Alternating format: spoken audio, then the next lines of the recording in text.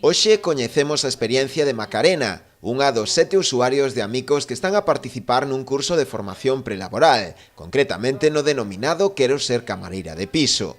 Ademais de formarse, o curso dalle a posibilidade de poder facer prácticas reais nun hotel, e quen sabe se no futuro ter a posibilidade de poder atopar un traballo no sector. Lo que aprendo es, en plan, a hacer una formación de un empleo y empezar a ser independiente.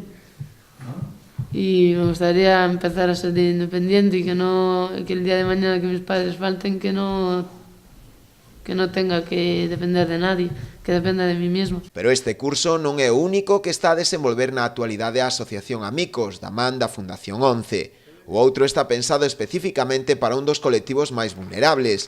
Chámase Integrando a mozos con trastorno mental asociado á discapacidade intelectual. Representantes da Fundación 11, neste caso o presidente do Consello Territorial da 11 en Galicia, Carlos Fernández Lamigueiro, e a directora de FSC Inserta Emprego en Galicia, Mencho Iglesias, quixeron coñecer de primeira man o traballo que está a realizar a entidade, coa que colaboran dende a creación da asociación en multitude de proxectos. Parte do éxito, do mérito que esteamos aquí, tamén está nos seus grans de area. Estes edificios teñen a axuda, neste caso a súa fundación, da Fundación 11, e no financiamento das distintas líneas que temos, sobre todo no plan de infraestructuras regionais, que ten ca nosa confederación, con Plena Inclusión España, que era a antigo FEAPS, e que ten tamén aquí a parte da repercusión en Galicia.